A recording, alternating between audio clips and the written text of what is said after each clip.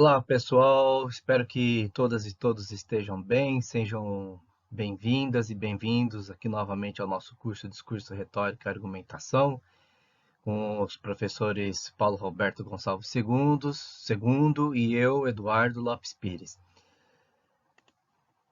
A aula de hoje é a aula 9, o modelo dialogal da argumentação. E organizamos essa videoaula da seguinte maneira. Então, um tópico 1, apresentação do modelo dialogal da argumentação, vamos situar, né? Qual foi a ideia do plantão, a quem ele está respondendo, né? E qual é a proposta dele. No tópico 2, então, a gente resolveu aqui apresentar uma distinção entre o que é monologal, o que é dialogal e o que é o dialógico, ali na concepção do plantão. Tá? Como é que ele toma esses conceitos para montar e organizar o seu modelo dialogal da argumentação, tá bom? Bastante importante isso. O terceiro tópico, nós vamos aqui falar sobre a noção de roteiro argumentativo, ou argumentário, como diz o plantão. Esses três tópicos iniciais, eles formam, então, a primeira parte desse vídeo. Nós vamos dividi-lo em três partes para poder não ficar tão pesado assim. Então, no tópico 4, vou apresentar aqui noções constitutivas do modelo dialogal da argumentação. Eu vou discutir assim o que é mais essencial, o que é mais fundamental para entender o modelo, tá bom? Então, num primeiro momento, nós vamos passar pela noção de situação argumentativa e, no segundo momento, discorrer sobre a noção de papéis actanciais, ou papéis de atuação da argumentação. E esse quarto tópico, ele forma a segunda parte do nosso vídeo, né? Passamos então para a terceira parte do vídeo, para falar sobre o tópico 5, apresentar uma análise para vocês. Vamos ao vídeo então. Vamos começar apresentando as bases, né? O ponto de partida do plantão, na verdade.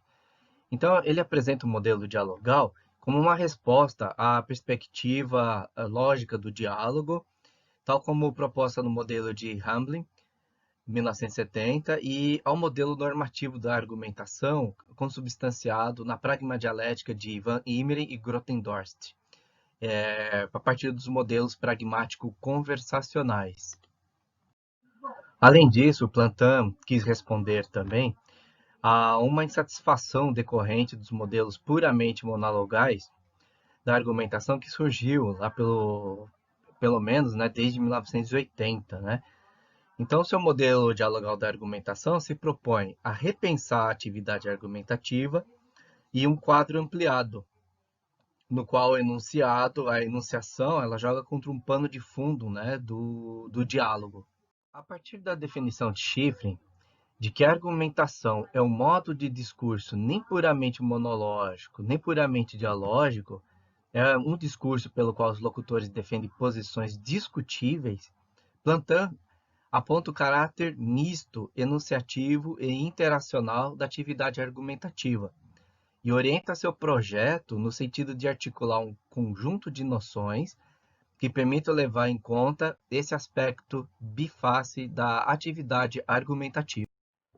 Então, para definir a natureza e o lugar do monologal, do dialogal e do dialógico na argumentação, Plantin, partindo da palavra diálogo, especifica o seguinte: o dialogal remete ao diálogo cotidiano entre dois ou mais participantes de uma situação de interação face a face. O dialógico corresponde à polifonia enunciativa que caracteriza a fala de um locutor como a encenação de uma gama de vozes com as quais esse locutor pode ou não pode se identificar. E monologal refere-se ao discurso monológico, ou melhor, a um discurso monogerido por um único locutor, o qual também não deixa de ser dialógico, porém é liberado das coerções e da interação face a face. A manifestação retórica é uma interação restrita, sem estrutura de troca. E nisso, a retórica se diferencia da dialética, antiga ou moderna, como comenta Plantin. Plantin inspira-se nas teorias interacionais verbais, especialmente a de Quebrat e Orriconi, ao evocar que a forma prototípica do diálogo supõe o face a face, a linguagem oral, a presença física dos interlocutores e a contínua sequência de réplicas relativamente breves. Plantin recorre também à teoria polifônica da enunciação de Ducrot para estender a concepção dialogada da argumentação ao discurso monolocutor, ressalvando, porém, que o diálogo, nessa acepção polifônica ducrotiana, né, que Plantin toma de empréstimo, não é exclusividade do discurso monologal, pois, na conversação, é comum que um turno de fala, necessariamente dialogal, seja também dialógico. Então, pessoal, antes de tudo, né, a gente precisa fazer a ressalva de que o modelo dialogal da argumentação, como concebido por Plantin, não incorpora, de forma alguma, a perspectiva do dialogismo bakhtiniano.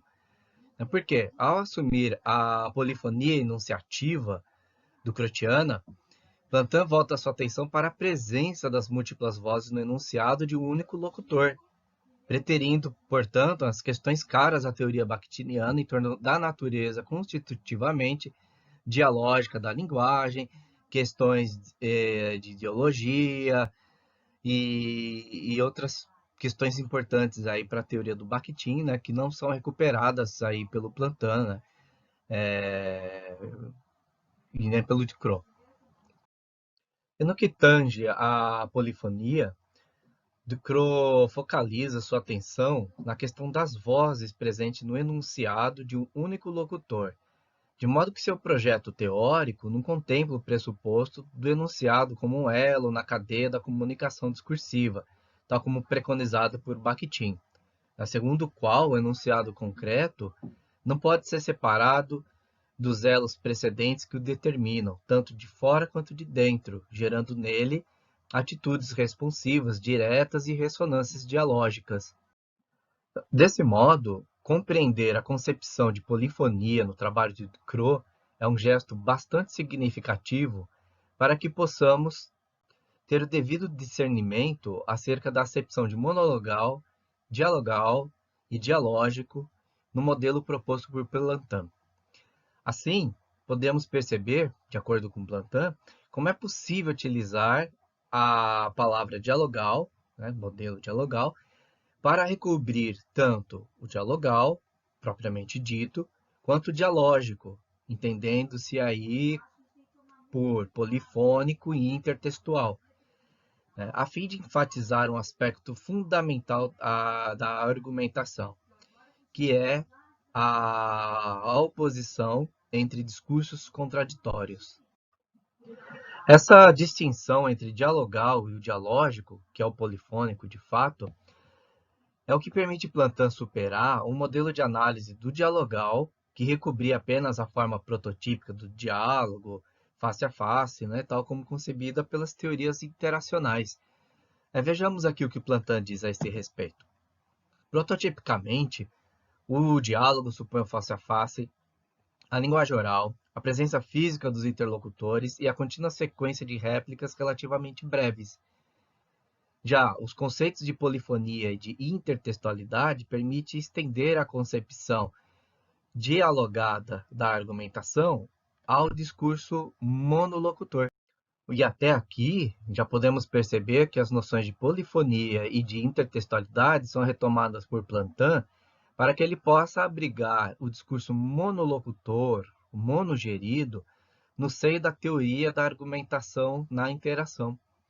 Mas Plantin traz noções de polifonia e de intertextualidade para o interior do modelo dialogal da argumentação, também para desenvolver a sua noção de roteiro argumentativo, ou argumentário, ou script argumentativo. Vejamos. Chegamos então aqui ao nosso tópico 3, roteiro argumentativo ou argumentário. Então, Plantin vai dizer que o estudo da argumentação dialogada é necessariamente intertextual. Na versão de Ducrot, o locutor polifônico vê reconhecida a si certa atividade, qual seja a de um encenador que pode escolher suas identificações.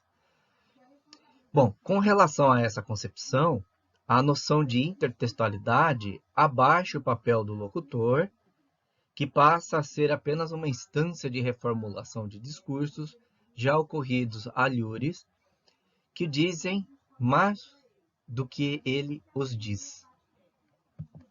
Então, no caso da argumentação, a noção de roteiro argumentativo permite levar especificamente em conta essas relações de intertextualidade. Mais adiante, no livro, Platão explica o seguinte: distinguimos o roteiro e os discursos argumentativos. O roteiro argumentativo pré-existe e dá forma aos discursos argumentativos concretos, dos quais ele constitui um elemento determinante, mas não o único. Desses roteiros ou argumentários, fornece o estoque de argumentos de fundo. O roteiro é a tópica, o conjunto de topoi substanciais, né?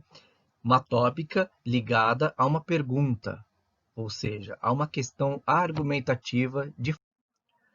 Vejamos aqui um exemplo retirado do Dicionário de Argumentação do Platão. O argumento "a previdência social está em crise" faz parte do argumentário anti-imigração. Sua refutação: você não tem generosidade, você não é generoso, pertence ao argumentário pró-imigração. No argumento que visa a pessoa, que visa o ataque à pessoa, como por exemplo, você que usa diamantes, que se atreve a falar da crise da Previdência Social, esse já não faz parte do roteiro, porque o interlocutor não necessariamente usa diamantes. O roteiro argumentativo vinculado a uma questão é constituído por todos os argumentos e refutações padrão mobilizados por uma ou outra parte quando a questão é debatida. O roteiro corresponde à conjunção dos argumentários das partes envolvidas em presença ou em cena.